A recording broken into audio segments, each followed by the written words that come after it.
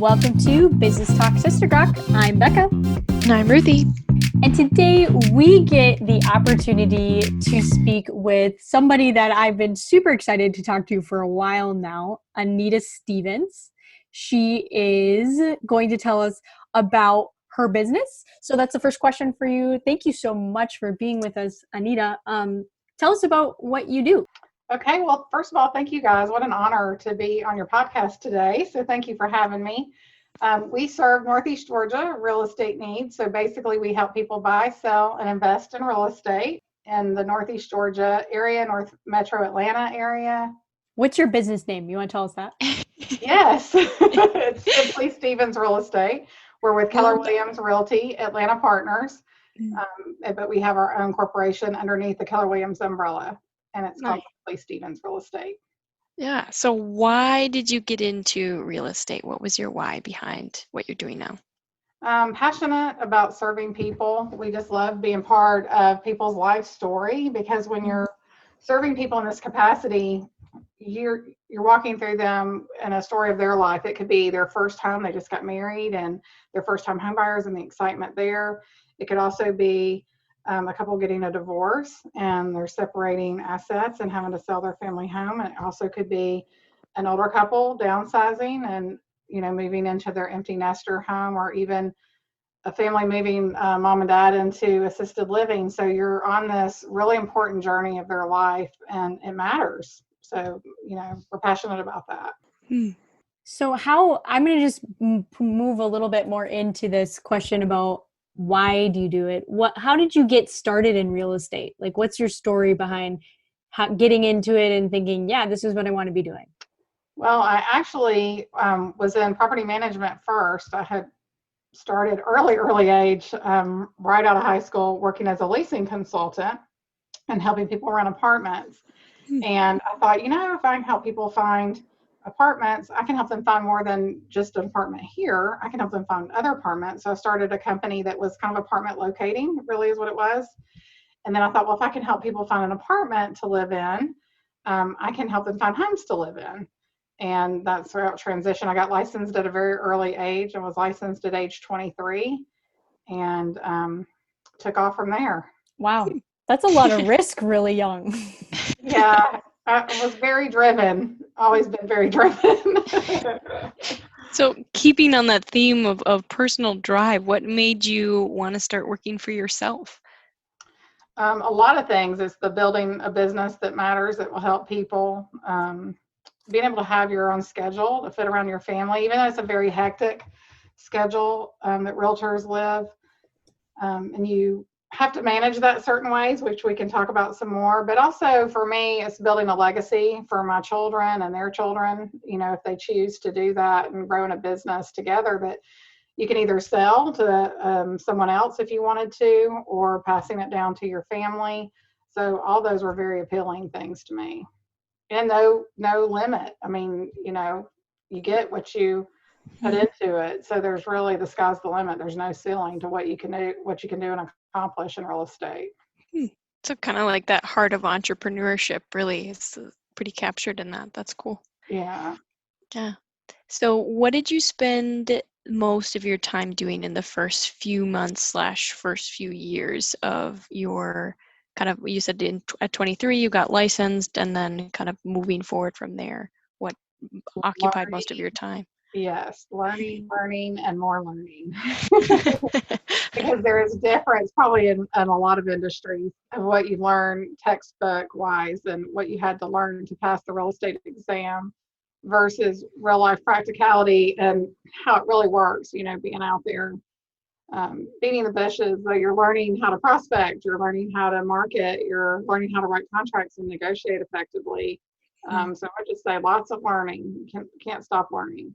Yeah. And when you said that you got your license right away, what did that process look like? Did you go to school for that, or did you have to take classes? How did you get licensed? Yes, here in Georgia, you actually take a real estate course, and you have to pass that course first.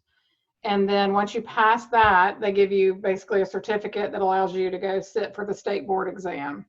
And then you have to go pass that exam. Thankfully, I mean, these days I hear a lot of people don't pass it. especially the first or second time around. It must have been a lot easier back in the 90s. But, it is, they're trying to weed out the people that are not, because there's a lot of real estate law in it, things like that. So I would say it's not super easy, but it's obtainable if it's a career that you're thinking about getting into. Yeah. And that's pretty much how most of the states work.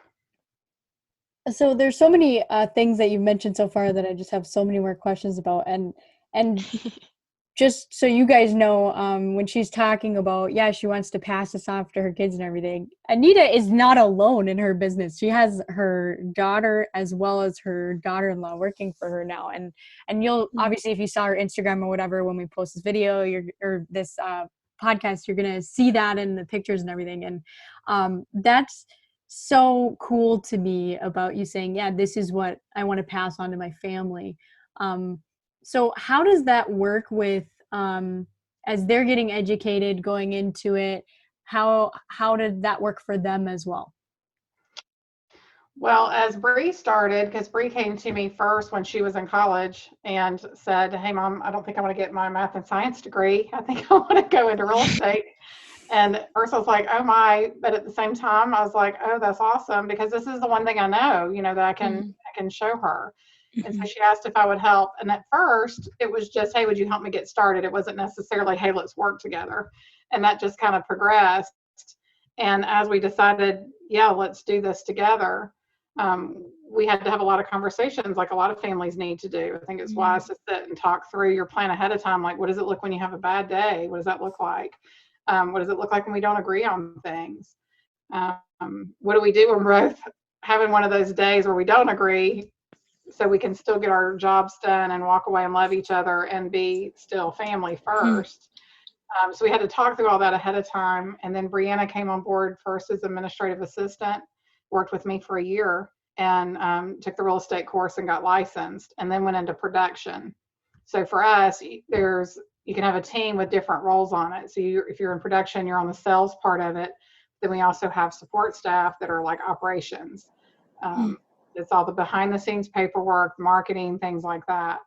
So when she decided to go into production, she came on as our buyer specialist. And so she works with all of our buyers and is amazing at it. And actually did so good her first year. I was planning on making her a partner with me by the time she hit 25, but actually made her a partner this past year. So now she's 50-50 owner in the business with me. And as you mentioned, my daughter-in-law joined us this year, which we're super excited about, and she's amazing. And as she's with us longer, we'll see what direction she wants to go. She wants to, do what she's doing on the admin ops side, or she wants to go into production. And at some point, I will retire and give the business to the girls. That's so cool. Knowing that we started that legacy, and it's something that they want to do. Of course, they approached, like Bree approached me on it. So it's not something that, it was like, "Oh, you need to do this, you need to do this." I think your children, if you are going to go into business as a family, they need to be the ones to take the first step, because they don't necessarily always want to follow in their parents' footsteps. And that's okay, right? We want them to do what they have a passion for and love doing. So it's been great. It's been the best decision I've made.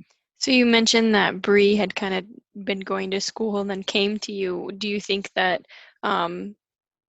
just education-wise that was valuable for her for going to math and science? Did that really play into a lot of the stuff that she does on a day-to-day basis with you?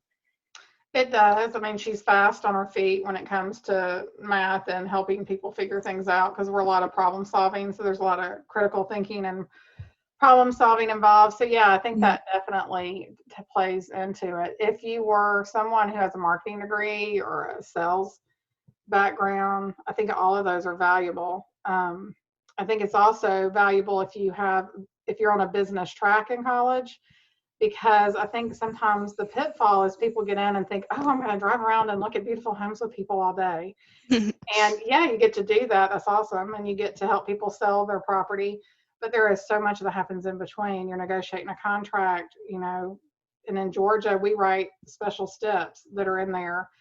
And that can be, you have to make sure you're doing that right and that you're protecting your client.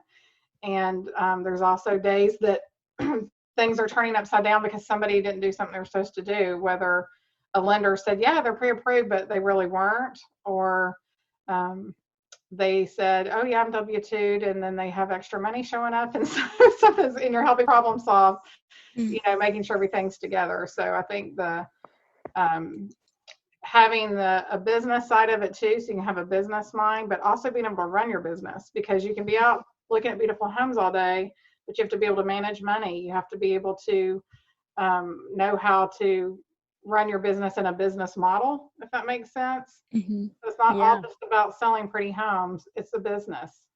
Yeah. Yeah. So that kind of transitions into like, how do you pay yourself as a realtor? Yes, we are actually incorporated. Some agents choose to be sole proprietors, and you can do that for a little while, but once you hit a certain income level, it's prudent to go ahead and get yourself incorporated or to become an LLC. Hmm. So we actually pay ourselves a salary. We run our payroll through SunTrust Payroll Service. So we actually do have a payroll service. We run ourselves a paycheck every other week, and then we pay ourselves profit distributions. So we have it set up where, we have money going to our income account and a profit account, operating account. So we have a certain percentage that goes into each account, a tax account, to make sure that we're paying ourselves that salary. And then once we hit certain milestones, would be probably the appropriate way to put it, then we'll give ourselves profit distributions, and that's kind of the extra bonus gravy. Hmm. And that keeps us all on track, because I think sometimes that can also be a pitfall that agents will have is, they get a big commission check and comes in, and then they're not really looking ahead and planning ahead, and then they might go a month and not have a closing. Especially if you're new, you could go a couple months and not have a closing. And if you spend all that money as soon as it comes in, a month or so later, you're like, you still need the money to run the business, right? Hmm. So almost like finding that balance and finances in your work too. And Right. so, yeah. And how do you, speaking about balance, how does that look like in life? Because it does seem like it's because you're working for yourself, there is a big element of work-life balance that comes into play there. So specifically with your family and things and having to be available to clients, what did that look like when you were transitioning to that? And does that still affect you now with the work-life balance? It does, and it goes through seasons. In the very beginning, whenever I was first getting started, it was definitely you're wearing all hats by yourself for sure, and you're running around crazy. And then you have to decide at what point am I going to leverage my time, and that leverage can look like multiple things. It can be, I need to add a housekeeper, so it takes cleaning the house off of my plate. It can be, I need to add a landscaping company so that when the weekend comes and I have a few hours to spend with my husband, he's not having to be in the yard mowing the lawn. So leverage can look a bunch of different ways. It can be somebody cooking meals for you or being able to pick up meals. So leverage can be that way, especially when you're first starting out, to start with the small things. And then it can turn into, okay, I need to add a full-time or a part-time administrative assistant. And then I need to add a full-time admin. So when you get to the point where you're pushing the limits and it's taken away from your family and it's taken away, we do this to build businesses worth having and lives worth living. So if you're spending all your life and you're working and you're not living, then what are you doing it for, right? So you have to put the boundaries there. Now, there are times, that being said, like right now, we're in a very low inventory market here in Georgia, and that's pretty much across the country. And because of that low inventory, and there's a lot of buyers and not enough sellers, buyers are fighting over homes. And when I say fighting over them, there's bidding wars. So there could be 15 offers coming in on one particular home. Wow. So what that means is, if we have a client that we've been out looking with, and let's say they've been looking for the past 2 weeks and they really, really got to move, when that listing pops up on the market today at 2:00, you better bet we need to be there by 2:30 because everybody's going to be looking at it. So it does right now. It's a little challenging, because if you're really got your client's best interest at heart, you got to pick up and be ready to go and look at that property, because if not, they could lose out and that could be the one. It's not always like that though. So it's a season. I think there's an ebb and flow. But I would say time blocking your time, leveraging your time. So if you, there's a thing in Bold, we have a Keller Williams has an amazing higher level productivity coaching that we can attend a couple times a year called Bold. And one of the Bold laws is our work expands to fill the time allowed. So you can let your work keep filling all your time, or you can control that, time block it and say, this is how much time I'm giving to this. And then this is my family time. And then there's another Bold law that says you teach people how to treat you. And I think that's very valuable in any business. So when we return a text message to a client at 10 o'clock at night, we're telling them, hey, it's okay to text us at 10 o'clock at night. Now, sometimes we're negotiating and that's inevitable. But there is a point where you do have to put the boundaries up and say, okay, I'm with my family now. I won't put my phone down. Yeah. I think that maybe answered your question. Yeah. Yeah. So just a clarifying question on that. If you're a new agent just starting out or whatever, what's the typical close time for a listing to sell? What should they expect? And then this is the second part of this question. What kind of time frame should somebody be looking at putting in a day or even a week in terms of hours when they first start to really get momentum? I know people that have done it part-time while they've started out somewhere else, like if they had another job. So I think it's just doing the right things during the time you have. I mean, you could accomplish it in most certainly a 40-hour work week. It's just deciding what you're going to do, what kind of activities, income producing activities that you're going to do during that time. We had, for example, there's a fireman in my office. He's a full-time firefighter, and he practices real estate on the time that he's not on the clock with the fire station. And he's done quite well, done really, really well. And of course, he wants to still keep serving, but a lot of people will do it that way and transition over. I didn't start that way. I just jumped in with 2 feet and kept right on going. But you could definitely do it in a 40-hour work week. It's just making sure that you're using the time that you're putting in wisely. Yeah.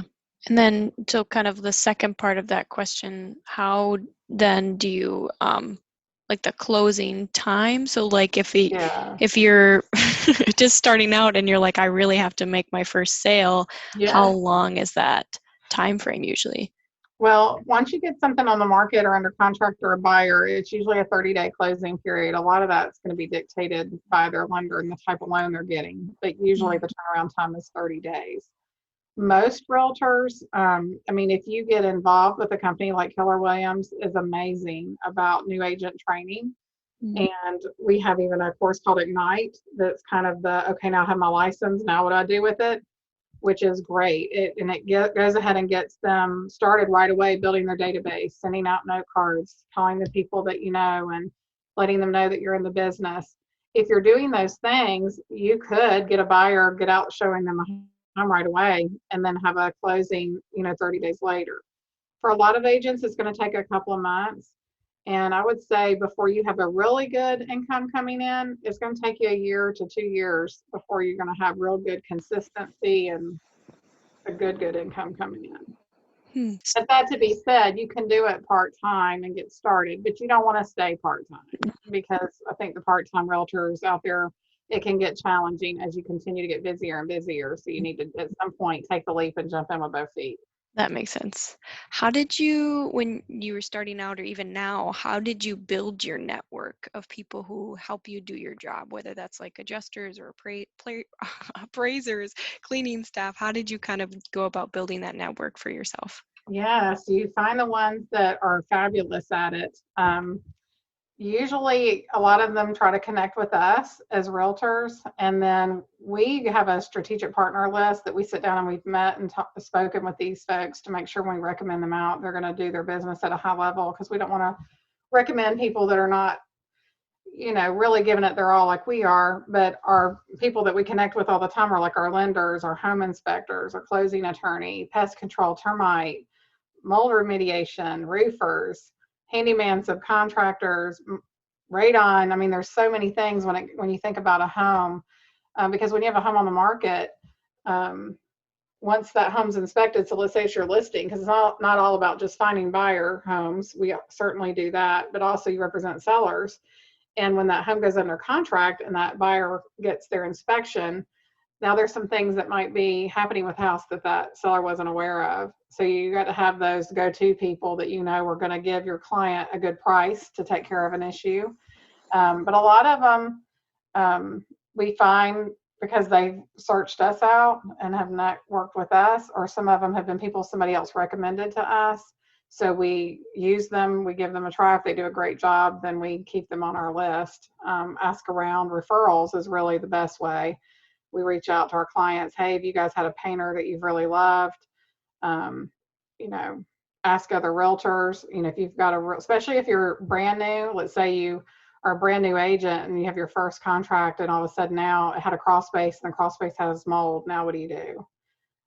Especially with Facebook, there's so many great Facebook groups now. Like here in Atlanta, we have some that are agents helping agents that are in the state of Georgia group. And agents all the time put on there, hey, I need a surveyor, or I need, mold remediation. Who do y'all recommend? If you can get a recommendation from another realtor, there's so much help out there to find good people. And then you find a good one, you put them on your list. Mm. So how have you seen technology change in real estate? Oh my goodness. Back in the 90s, we really had one photo in our FMLS and you couldn't even really email that to your clients. It's so sad to think back what it was like back then. You actually had a printout that you had to look at, and there weren't all these photos online that people could look at. And also we would advertise in the newspaper and in a book called Harmon Homes or Real Estate Guide. So as a realtor, it was great because you got your ads ready to go. Like that magazine would hit the shelf and it would be out for a month. So you were kind of doing that once a month.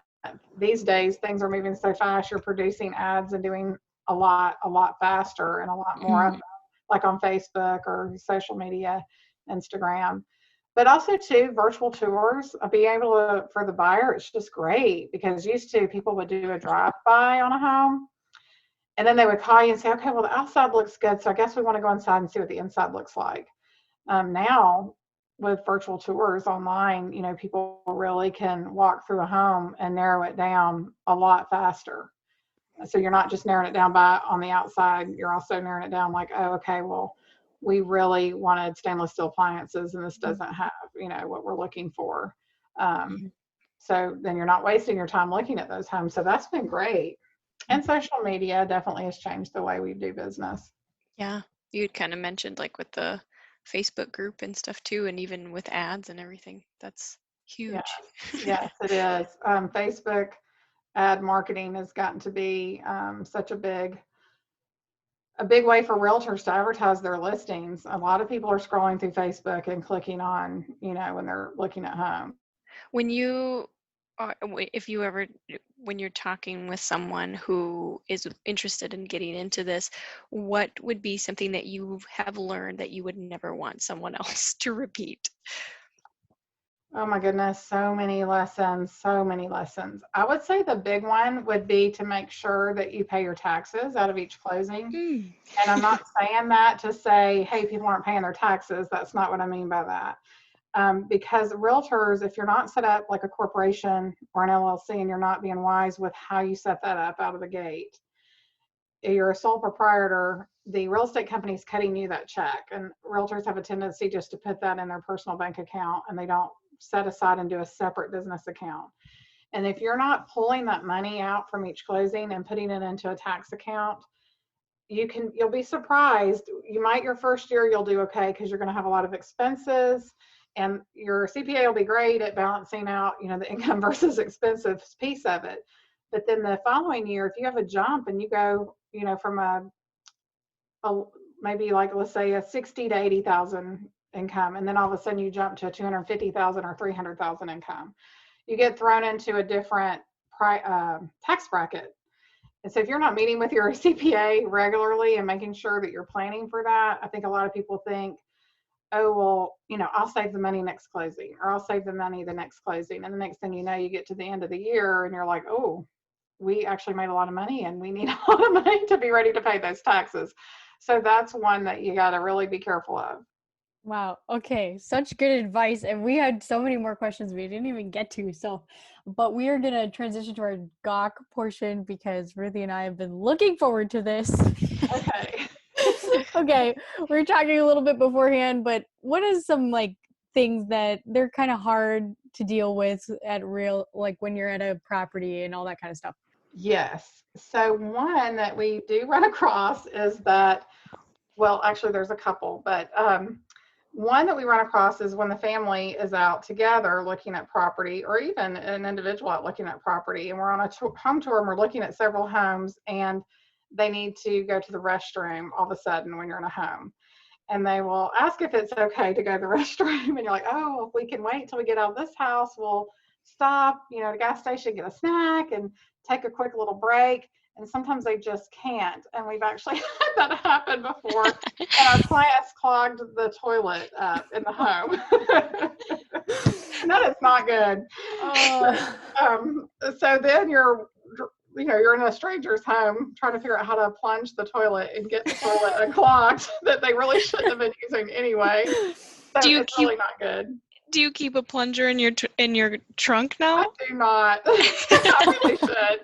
Really, most people are good about it, but it has happened. Or sometimes you have a child that just needs to go, and what are you going to do?